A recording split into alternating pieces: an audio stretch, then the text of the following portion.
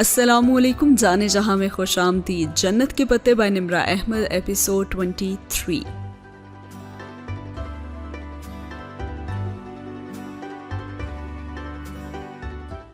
फिर जिस रोज उसने आयशा के साथ उन दोनों बहनों के कमरे की सेटिंग तब्दील करने का प्रोग्राम बनाया था, सुबह उसने जेहान को अपना नंबर मैसेज कर दिया था बगैर किसी बात के।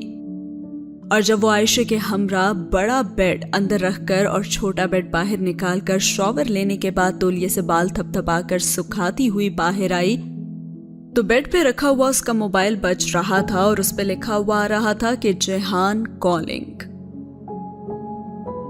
अम्मा से जब उसने जेहान का नंबर लिया था तो सिर्फ मोबाइल में उसने महफूज ही नहीं किया था बल्कि जुबानी याद भी कर लिया था कि अगर कभी दोबारा।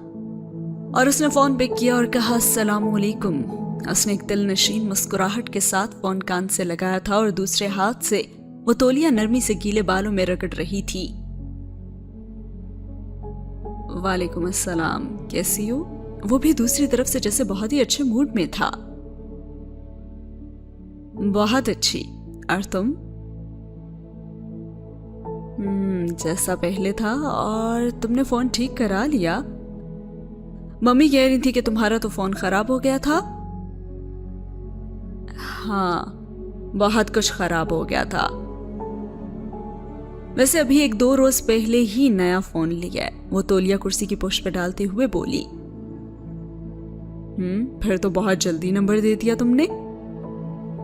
हाँ, मुझे तवक्को नहीं थी कि किसी को मुझसे बात करने की जल्दी होगी, इसीलिए। अच्छा, अपने ये तंज छोड़ो और मुझे बताओ कि तुम डॉर्म में ही हो ना?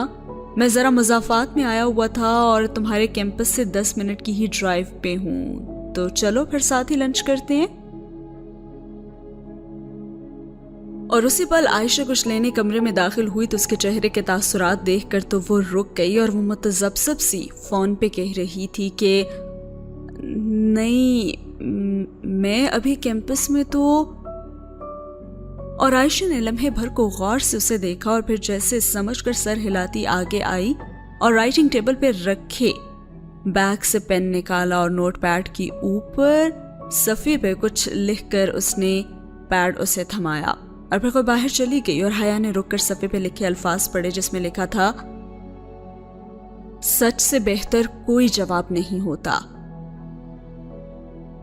और वो उसे पढ़ ही रही थी कि दूसरी जानिब से जहान ने उसका नाम पुकारा, हया।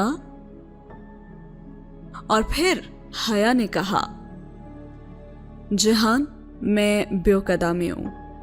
वो पैड पकड़े उस पे लिखी तहरीर को देखते हुए बोली, ओह अच्छा, फ्रेंड्स ट्रिप था कोई तुम्हारा? मुझे पहले बता देती तो।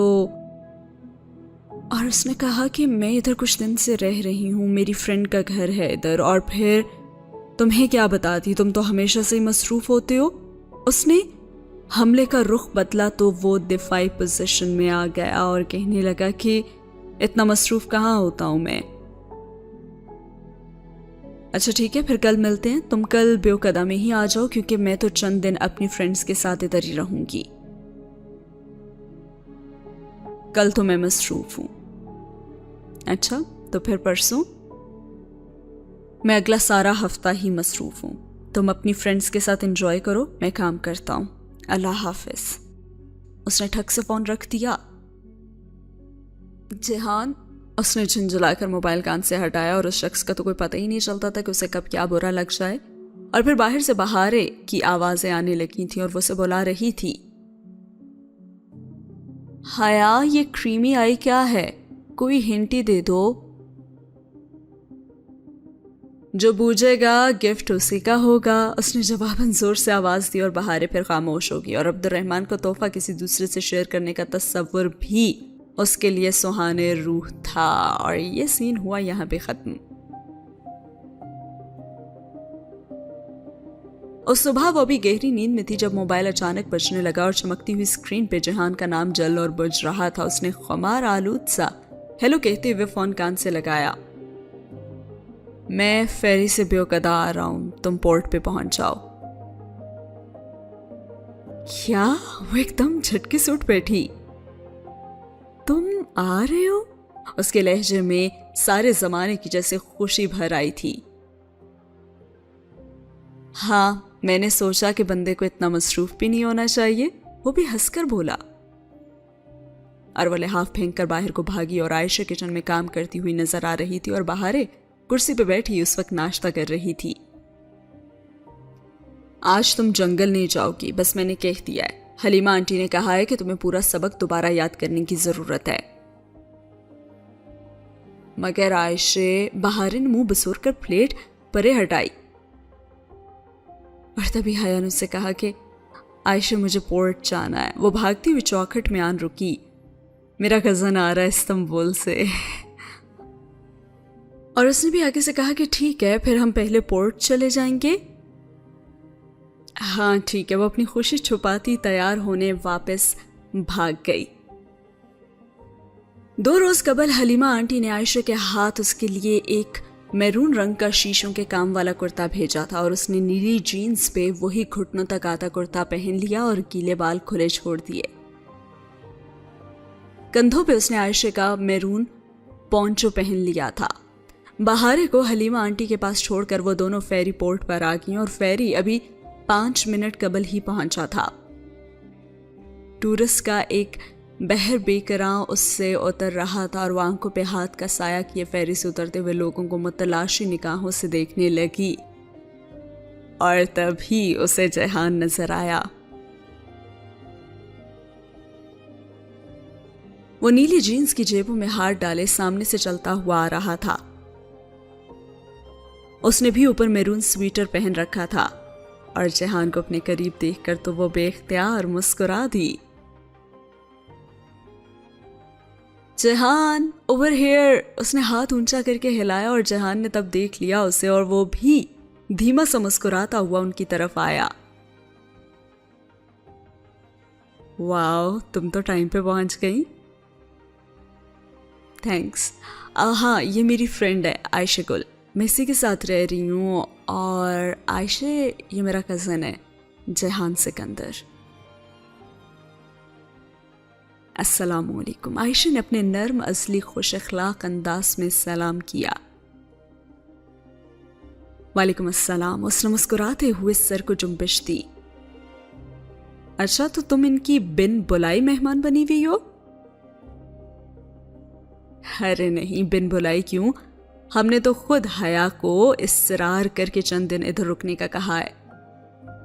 और आयशा जरा झीम गई और फिर थोड़ी देर ही वो रुक पाई कि उसे जंगल जाना था और वो चली गई तो वो दोनों बंदरगाह से हटकर सड़क की तरफ आ गए। मैरून और नीले रंग में मलबूस वो सड़क के किनारे पे चलते बिल्कुल एक से ही लग रहे थे।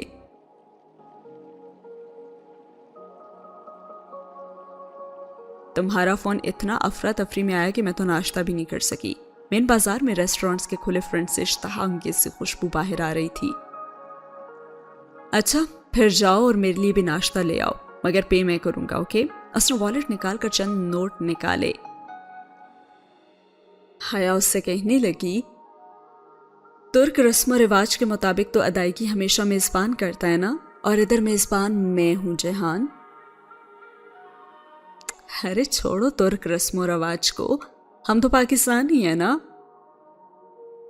है, शुक्र है कि तुम्हें याद तो रहा। उसने नोट पकड़े और रेस्टोरेंट्स की कतार की सम चली गई। वहां सड़क के एक तरफ रेस्टोरेंट्स थे और तो दूसरी तरफ कतार में बेंच और मेजें ऐसे लगी थी जैसे किसी चर्च में लगी हुई हो।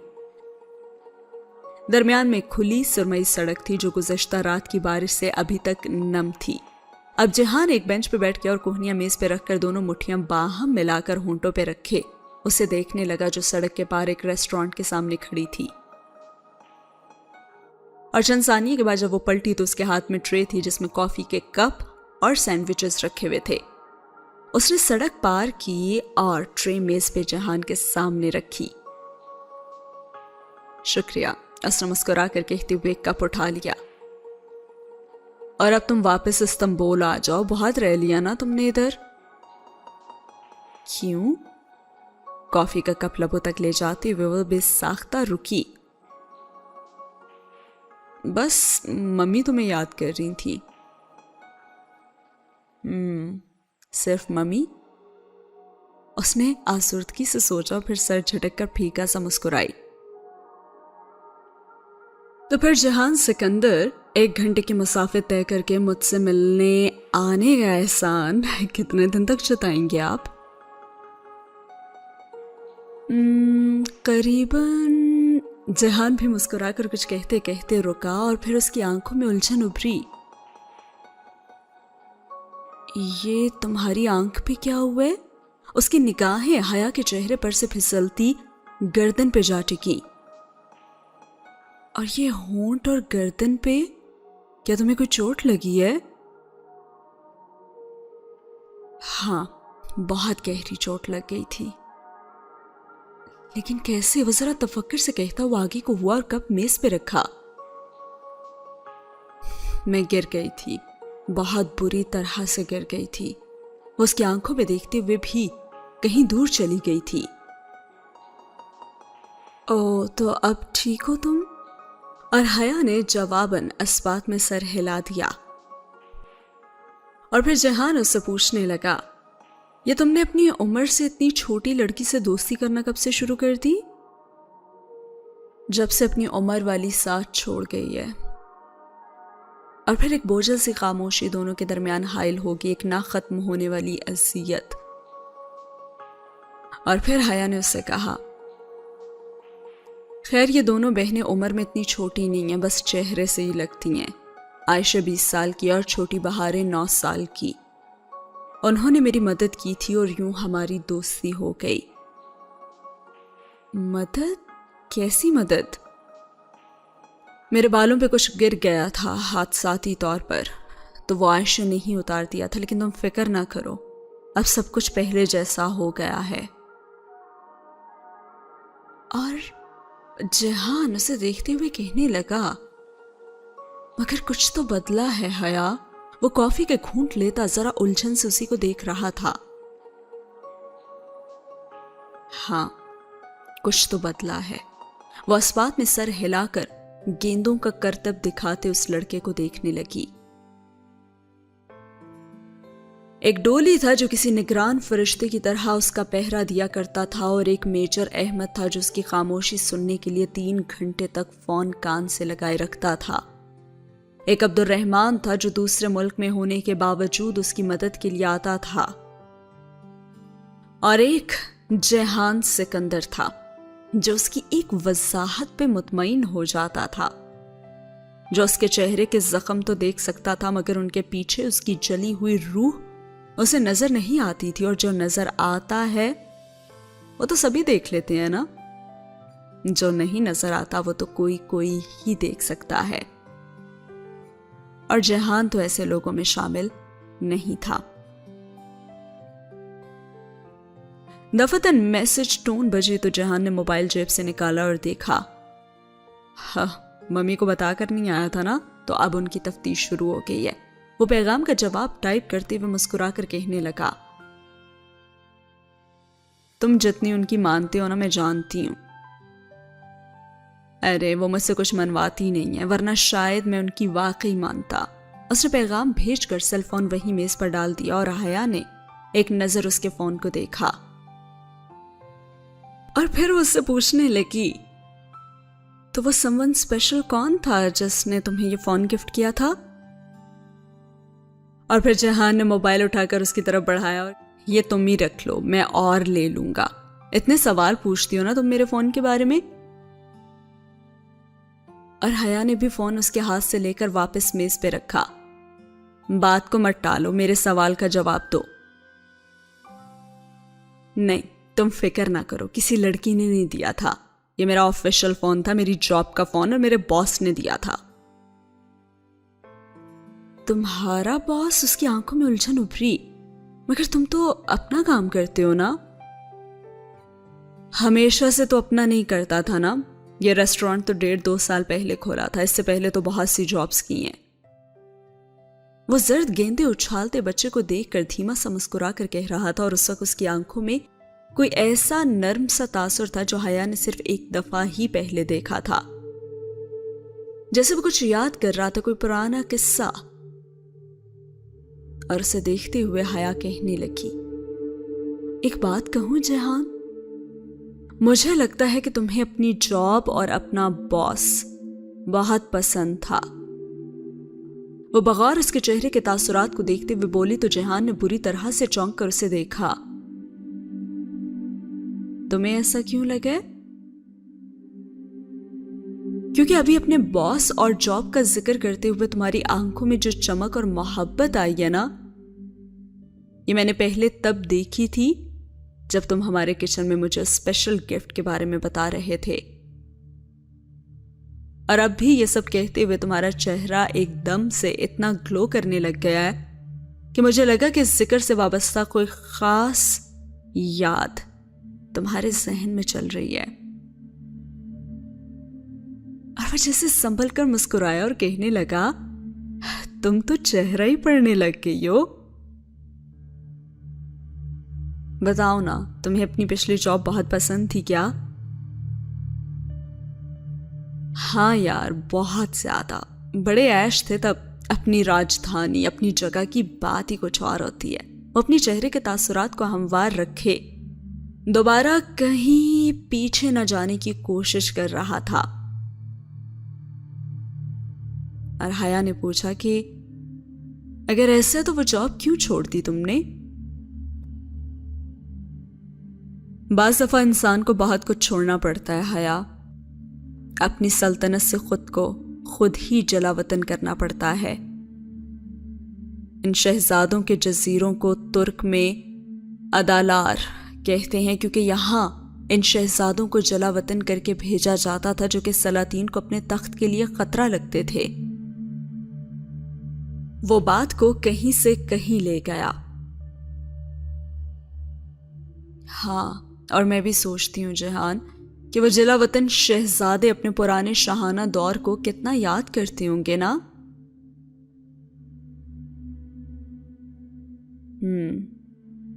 اور جو خود کو خود ہی جلا وطن کرتے ہیں ان کی یاد میں تکلیف بھی آتی ہوگی۔ اور پھر اس نے دھیرے سے سر جھٹکا۔ چھوڑو، آؤ سمندر پہ چلتے ہیں۔ اور کچھ دیر بعد وہ دونوں ساحل سمندر پہ پتھروں کی قطار پہ چل رہے تھے، اور ہوا سے حیا کے بال اڑ اڑ کر جہان کے کندھے سے ٹکرا رہے تھے، مگر وہ انہیں نہیں سمیٹ رہی تھی، اور وہ بھی خاموشی سے جینز کی جیبوں میں ہاتھ ڈالے سر جھکائے قدم اٹھا رہا تھا۔ تمہارا ریسٹورانٹ کیسا جا رہا ہے؟ اب رینوویشن کروا رہا ہوں، اور میری لینڈ لیڈی بھی کوئی لائر کر رہی ہے میرے خلاف۔ میری تو سمجھ میں نہیں آتا کہ اس کے پاس ایک دم سے خود کا اتنا پیسہ کہاں سے آ گیا کہ وہ اتنا مہنگا لائر بھی کروا سکے۔ اور حیا کا دل آزردگی کے سمندر میں ڈوب کر ابھرا۔ وہ جانتی تھی کہ اچانک سے اس کے پاس اتنا پیسہ کہاں سے آیا تھا، اور وہ سب اسی کی تو غلطی تھی۔ تو تم کیا کرو گے اب؟ آج کل تو بس چھپا ہوا ہوں، اسی لیے تو ریسٹورانٹ سے بھاگ کر ادھر آ گیا ہوں۔ ذرا لو پروفائل رکھی ہوئی ہے۔ وہ دھیرے سے ہنس کر بولا، تم مجھ سے اتنا ڈرتے ہو؟ ڈرتا تو میں فرقان ماموں اور سائمہ مامی کے سوا کسی سے نہیں ہوں۔ اور سمندر کی ایک تیز لہر آئی اور ان کے قدموں کو بھگو کر واپس پلٹ گئی۔ او، فرقان ماموں کی بیٹی کی منگنی ہو رہی ہے نا؟ اسے اچانک یاد آیا اور حیا حیرت سے رک کر اسے دیکھنے لگی۔ ارم کی؟ کب؟ کس سے؟ وہ کل رات ہی مامی کا فون آیا تھا، انہوں نے ہی بتایا ہے۔ فنکشن تو معلوم نہیں مجھے کہ کب ہے، البتہ رشتہ طے ہو گیا۔ اچھا، لیکن کس سے؟ فرقان ماموں کے کسی دوست کی فیملی ہے شاید، زیادہ تفصیل تو مجھے بھی معلوم نہیں۔ وہ شانے اچکا کر بولا، اور پھر سے وہ دونوں چلنے لگ گئے۔ ارم نہیں مانی ہوگی نا، تبھی تایا نے زبردستی کی ہوگی، وہ یہی سوچ رہی تھی۔ تمہیں پتہ ہے جہان، اماں، ابا اور تائی کی بڑی خواہش تھی کہ ارم کا رشتہ روہیل سے ہو۔ اب پتہ نہیں تائی نے کہیں اور کیوں کر دیا رشتہ، لیکن روہیل تو… اب پھر وہ کہتے کہتے کچھ رک گیا۔ زندگی میں پہلی دفعہ سے لگا کہ جہان کے لبوں سے کوئی بات غیر ارادی طور پر پھسلی تھی، اور وہ بھی چونک کر اسے دیکھنے لگی اور اس سے پوچھنے لگی، روہیل کیا؟ روہیل کی تو بھی کافی स्टडीज रहती हैं ना, वो बात बदल गया और वो यही तो करता था। रोहेल की पढ़ाई खत्म हो चुकी है। जब मैं वापस पाकिस्तान जाऊंगी ना, वो भी तब आने वाले ही होगा। जवाबन जेहान ने भी एक गहरी परखती नजर उस पर डाली। तुम्हारा रोहेल से राब्ता है ना जेहान? फुप्पो ने एक दफा मुझे बताया था कि तुम लोग इन टच हो। उसने अपनी पुरानी उलझन को अल्फाज पहना दिए। हाँ, कभी कभी बात हो जाती है। मैं उससे मिला था अमेरिका में। अच्छा, कब? उसने तो नहीं बताया मुझे। वो खुशगवार हैरत से उसे देखने लगी। पुरानी बात है, 3 साल तो हो ही गए होंगे। वो शाने अटका कर बोला और उसे भी बहुत हैरत हुई थी। एक तो पता नहीं उसके घर वालों को हर बात अपने तक महदूद रखने का शौक क्यों था। अभी पाकिस्तान में उसने अम्मा से सिकंदर अंकल के केस का पूछा तो उसे मालूम हुआ कि अम्मा अब्बा को तो सब पता था। और अब रोहेल जेहान से भी मिल चुका था, मगर उसने कभी बताया नहीं था। और आज तो वो रोहेल से जरूर पूछेगी। उसने इस बात का तैयार कर लिया था। अब लहरें उसी तरह उमड़ उमड़ कर उनके पैरों को छू रही थी। और वहां बैठे हया उससे कहने लगी कि जहान, तुमने कभी सीप चुने हैं यहां से? और वो भी जरा हैरान हुआ और उससे पूछने लगा, यहां सीप होते हैं क्या? हाँ ना, तुम्हें नहीं पता क्या? आओ सीप चुनते हैं और उनसे मोती भी निकलेंगे। वाकई? हाँ, अब देखते हैं कि तुम्हारा मोती निकलता है या नहीं। वो चैलेंजिंग अंदाज में मुस्कुराती हुई आगे बढ़ गई और उन दोनों को एक एक सीप ही मिली। हया ने दूर बैठे टूरिस्ट की एक टोली से एक बड़ा सा छुरा लिया जो वो फ्रूट काटने के लिए लाए थे और जेहान के पास वापस पत्थरों पे वो बैठी। पहले उसने अपनी सीप खोली तो वह खाली थी और उस पे खून के कतरे लगे हुए थे और उसने मायूसी से छुरा जेहान की तरफ बढ़ा दिया। जेहान ने भी छुरे से काटा और उसे किताब की मानिंद खोला तो हया भी आगे को झुकी।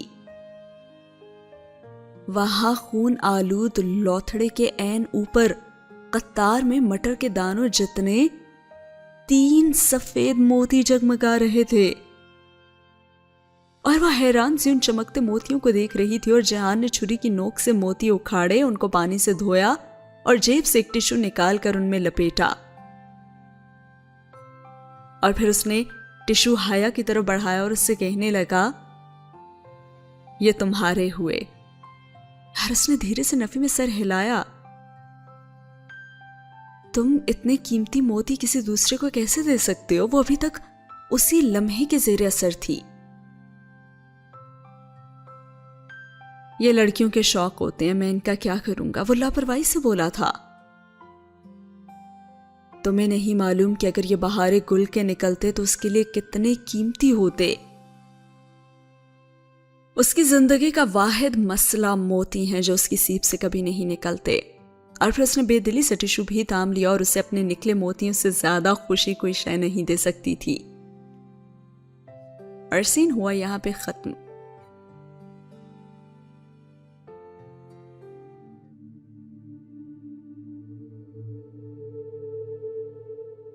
शाम में वो आयशा के लैपटॉप के सामने बैठी रोहेल से स्काइप पे बात कर रही थी। जेहान तो दोपहर में ही वापस चला गया था और वो उसके बाद सीधी घर आ गई थी। जब तक रोहेल ऑनलाइन नहीं हुआ था बस वो यही सोचती रही कि 3 साल पुरानी बात रोहेल ने क्यों उसे नहीं बताई। 3 साल में कभी उसने इशारों में भी नहीं बताया कि उसे सबीन फुप्पो का बेटा मिला था। क्या कभी उसने बताया? ये सोचा जब उसने तो उसे हर सोच का जवाब नफी में मिला। फिर वो ये सोचने लगी कि 3 साल पहले उनकी जिंदगियों में क्या हो रहा था। उसे याद आया कि वो शरियन लॉ के दूसरे साल में थी। उनके एक दूर के चचा की शादी हुई थी। और रोहेल ने एक दिन बहुत हंगामी अंदाज में कॉल करके अब्बा से पैसे भी मांगे थे। और फिर वो एकदम से चौंकी। 3-3.5 साल कबल एक दिन रोहेल का अचानक ही फोन आया था और उसने अब्बा से 2 या 3 लाख रुपए मंगवाए थे। और उसने कहा था कि अब्बा मैं झूठ नहीं बोल रहा, मुझे वाकई में बहुत जरूरत है। اور پھر ہر کیوں کے جواب میں وہ یہی کہتا کہ پاکستان آ کر بتاؤں گا۔ حیا کو اس کی پریشانی دیکھ کر پکا یقین تھا کہ اس نے کسی دوست کی کوئی قیمتی شے گم کر دی ہے اور اسی کی قیمت بھرنے کے لیے وہ مانگ رہا ہے۔ پھر پتہ نہیں روہیل نے ابا کو وجہ کیوں نہیں بتائی، یا بتائی بھی یا نہیں، مگر اب سارے معاملے کو دوبارہ یاد کرتے وہ سوچنے لگی کہ کیا ان دو واقعات کا کوئی باہمی تعلق تھا۔ سیدھا سیدھا پوچھا تو روہیل شاید چھپا جائے، سو اسے اندھیرے میں نشانہ باندھنا پڑے گا۔ اب روہیل آن لائن آ گیا تھا اور اب اس کا چہرہ اسکرین پہ نظر آ رہا تھا، اور رسمی باتوں کے بعد اس نے بغیر کسی تمہید کے پوچھا کہ روہیل، تم نے جیہان کا کون سا نقصان بھرنے کے لیے ابا سے پیسے منگوائے تھے؟ اور لمحے بھر کو تو روہیل کی سمجھ میں نہیں آیا کہ وہ کیا کہہ رہی ہے، اور پھر وہ ذرا حیرت سے بولا، یہ تم سے کس نے کہا ہے؟ تم پہلے میرے سوال کا جواب دو۔ تم سے جیہان کا کوئی نقصان ہوا تھا نا جب وہ تمہارے پاس امریکہ آیا ہوا تھا اور تم نے ابا سے پیسے منگوائے تھے؟ اندر ہی اندر تو وہ خود بھی گڑبڑا رہی تھی کہ کیا پتہ ایسی کوئی بات ہی نہ ہو، اور وہ بھی اجنبی سے پوچھ رہا تھا کہ کیا تم سے یہ جیہان نے کہا ہے؟ جس نے بھی کہا ہے تم میرے سوال کا جواب دو روہیل۔ اور وہ چند لمحے خاموش رہا، اور جیسے ششو پنٹ میں ہو، تم یہ بات جیہان سے کیوں نہیں پوچھ لیتی؟ وہ سب کچھ بتا چکے ہیں، مگر تم سے اس لیے پوچھ رہی ہوں تاکہ یہ جان سکوں کہ میرا بھائی مجھ سے کتنا جھوٹ بول سکتا ہے۔ اور تلخ لہجے میں کہہ کر اس نے روہیل کے چہرے کو دیکھا، وہاں واضح تلملاہٹ آئی تھی اور جذباتی بلیک میلنگ کام کر گئی تھی۔ اور پھر روہیل کہنے لگا،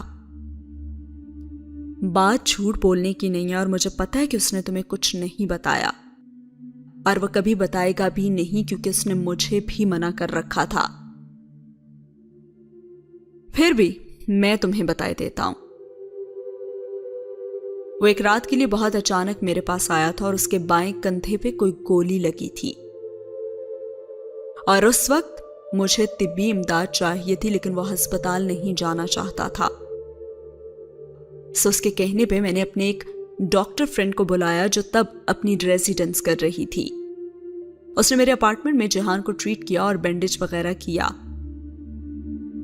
پھر جیہان نے مجھے بس اتنا بتایا کہ اس کے پیچھے کوئی ہے اور وہ کسی سے بھاگتا پھر رہا ہے۔ اس کے پاس ترکی کے ٹکٹ کے لیے پیسے بھی نہیں تھے، سو اس کے پیسے مانگنے پہ میں نے ابا سے کہہ کر راتوں رات پیسے ارینج کیے تھے، اور پھر وہ صبح ہوتے ہی واپس ترکی چلا گیا تھا، اور پھر ہفتے بعد ہی اس نے پیسے واپس بھیجوا دیے۔ بس یہی بات تھی، اور وہ حق تک سنے جا رہی تھی۔ ابا کو پتا ہے اس بات کا؟ نہیں، اور تم بھی مت بتانا، وہ تو پہلے جہان سے بہت متنفر رہتے ہیں، اور اگر تم نے یہ بات بتائی تو ارے وہ تو بس جہان کی لاپرواہی کی وجہ سے اس سے کھچے کھچے سے تھے، مگر اب ایسا نہیں ہے روہیل۔ نہیں، وہ کسی اور بات پہ اس سے برگشتہ تھے۔ اب یہ مت پوچھنا کہ وہ کیا بات تھی، اور ہاں میں ابھی جلدی میں ہوں، بعد میں بتا دوں گا، مگر اتنا یقین رکھو کہ وہ جس زخمی حالت میں میرے پاس آیا تھا مجھے وہ اسی دن سے اچھا لگنے لگا تھا، اور میں یہ وثوق سے کہہ سکتا ہوں کہ وہ سچ بول رہا تھا جب اس نے اس رات مجھے کہا تھا کہ Rohail I am not the bad guy, بلکہ جو میرے پیچھے ہیں وہ برے ہیں۔ اچھا، اور وہ دوسری بات؟ اس نے اصرار کرنا چاہا، لیکن روہیل اسے کوئی موقع دیے بغیر میز سے اپنی چیزیں سمیٹنے لگا، کیونکہ اسے باہر جانا تھا اور وہ جلدی میں تھا۔ اور پھر حیا نے بے دلی سے لاگ آؤٹ کیا، اور اس کا دل ایک دم بہت بوجھل ہو گیا تھا۔ اس کے گھر والے اس کو چھوٹا سمجھ کر اس سے اتنی باتیں چھپاتے کیوں تھے آخر؟ بس وہ انہی سوچوں میں گم تھی، اور یہاں ہوا یہ سین ختم۔ اب جہان کی لاپرواہی کے علاوہ کیا ایسی بات ہو سکتی ہے جس کی وجہ سے حیا کے ابا اس سے متنفر رہتے ہیں، اس سے دور دور رہتے ہیں یا اسے ناپسند کرتے ہیں؟ کچھ پتہ نہیں ہے۔ اگلے سین کی طرف بڑھتے ہیں جہاں پہ عائشہ نے لیٹتے ہوئے بہارے پہ کمبل برابر کیا تھا اور پھر ایک نظر اسے دیکھا جو بہارے کی اس طرف لیٹی چھت کو تکے جا رہی تھی۔ وہ تینوں یوں سوتی کہ بہارے درمیان میں ہوتی۔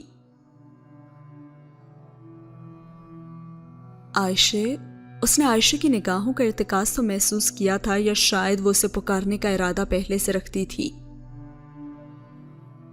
ہاں کہو، عائشہ پہلو کے بل لیٹی اور نرمی سے بہارے کے گھنگریالے بالوں کو سہلا رہی تھی۔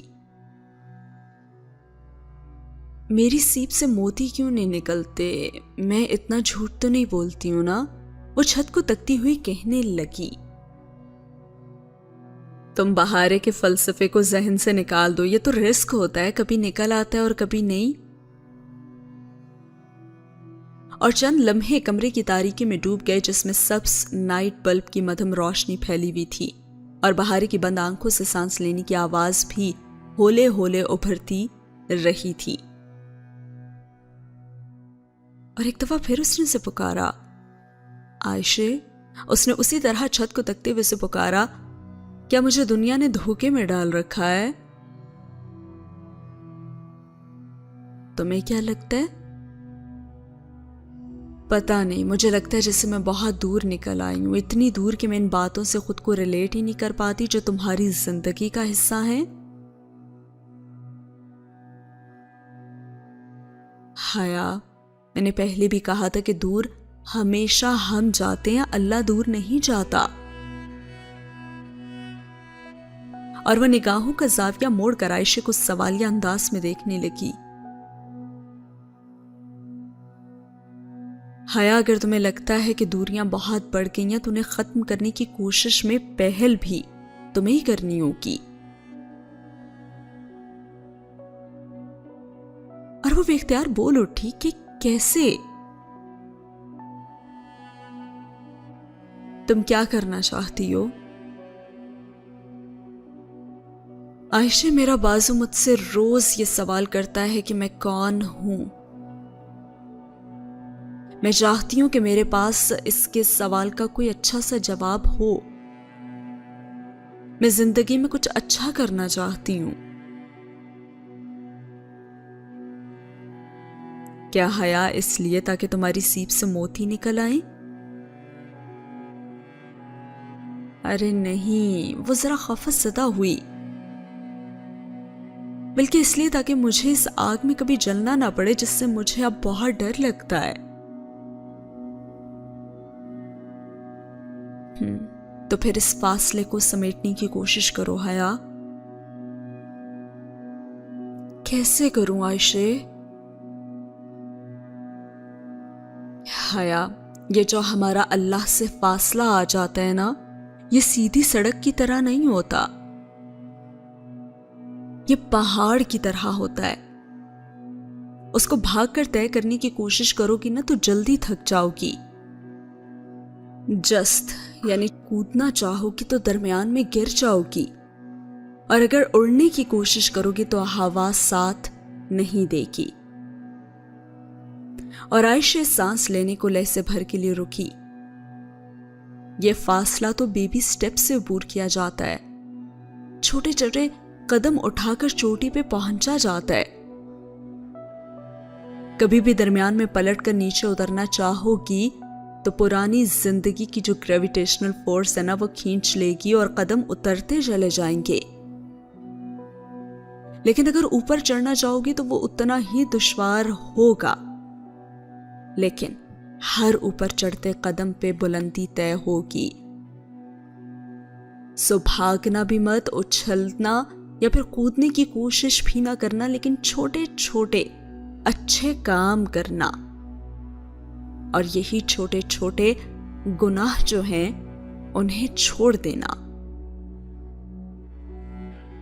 اور اب عائشہ گل کا چہرہ مدھم سبز روشنی میں دمک رہا تھا۔ وہ اتنا نرم بولتی تھی کہ لگتا ہے جیسے گلاب کی پنکھڑیاں اوپر سے گر رہی ہوں اور جیسے شہد کی ندی بہہ رہی ہو، جیسے شام کی بارش کے मुलायम कतरे टपक रहे हों। और फिर हया ने उससे कहा, तो मैं क्या करूं? तुम अपनी कोई बहुत महबूब शे अल्लाह ताला के लिए कुर्बान कर दो हया। और उसकी बात पर हया ने लम्हे भर के लिए सोचा कि उसके पास ऐसी कौन सी शे थी। सिबांची के डोर में मेरे पास एक डायमंड रिंग पड़ी है, वो बहुत कीमती है। हया कीमती चीज नहीं, महबूब चीज कुर्बान कर दो। जरूरी नहीं है कि तुम्हारी महबूब चीज कीमती भी हो, वो मुस्कुरा कर बोली। और मैं बताऊं कि तुम्हारी महबूब तरीन शे क्या है हया? क्या? तुम्हारी अना। तुम इसे कुर्बान कर दो। और वो जरा हैरत से बोली, लेकिन किसके लिए? अपने चचा की किसी बेटी के लिए? तुम्हारे कोई चचा और उनकी बेटियां हैं? हया ने धीरे से इस बात में सर हिलाया। हाँ। तुम उनके लिए वो करो जो तुम कभी नहीं करती। सबसे मुश्किल कुर्बानी देना चचा के बच्चों के लिए तो होता है, क्योंकि सबसे ज्यादा मुकाबला तो उनसे ही रहता है और सबसे ज्यादा नाकदरे भी वही होते हैं। लेकिन आयशा, मैं उनके लिए क्या करूं? मैं तो उनसे कभी ज्यादती भी नहीं करती, बस मैं उनके तंज के जवाब में जुबान पे आए तंज को रोक नहीं पाती हूं। हया, ये जो छोटे छोटे तंज और ताने होते हैं ना, इनसे बचा करो। मक्का में चंद बड़े बड़े सरदार थे जो यूं ही छोटे छोटे तंज कर जाते थे, और जानती हो फिर क्या हुआ? वो बदर से पहले छोटी छोटी तकलीफों से ही मर गए। कोई खराश से मरा तो कोई छोटे से फोड़े से। तुम अपनी कजन्स के लिए अपनी अना की ज़र्ब को भूल जाओ। मैं कोशिश करूंगी। वैसे आयशे बस जरा सा नर्म मुस्कुराई। तुम बहुत प्यारी हो। और जवाबन आयशे भी धीरे से हंसती। तुम भी तो बहुत प्यारी हो ना हया। और तभी अचानक से दरमियान से आवाज आई, और वो आवाज थी बहारे की। और मैं भी बहुत प्यारी हूं, बहारे ने बंद आंखों से कहा तो वो दोनों चौंक कर उसे देखने लगी। गंदी बच्ची, तुम जाग रही हो अभी तक? मैं तो समझी थी कि तुम सो गई हो। चलो सो जाओ, सुबह काम पे भी जाना है। आयशा ने बहारे को मसनूई खफगी से डांटते हाथ बढ़ाकर टेबल लैंप ऑफ किया और सब्ज रोशनी गायब हो गई और कमरा तारीकी में डूब गया। इसी के साथ ये एपिसोड होती है खत्म। और ये जो आखिर में बात की गई है कि अपनी सबसे महबूब चीज़ अपनी अना की कुर्बानी दे दो, और सबसे ज़्यादा मुकाबला, और ये जो अना आती है वो हमारे कज़न्स के बीच में ही आती है, क्योंकि मुकाबला सबसे ज़्यादा वहाँ होता है। तो ये चीज़ें बहुत अच्छी तरह से हम भी फील कर सकते हैं, क्योंकि यहाँ पे ये चीज़ें बहुत ज़्यादा कॉमन है। क्या आपके साथ कभी ऐसा हुआ? बताइएगा कमेंट सेक्शन में। और इस पॉइंट के बारे में आपका क्या फीडबैक है? वाकई में अना को ख़त्म कर देना चाहिए या फिर एटीट्यूड जो है वो थोड़ा बरकरार रखना चाहिए? क्योंकि भाई वरना कज़न्स भी बहुत इजी ले जाते हैं समटाइम्स। अपना फीडबैक ज़रूर दीजिएगा। मिलते हैं अगले एपिसोड में। अल्लाह हाफिज़।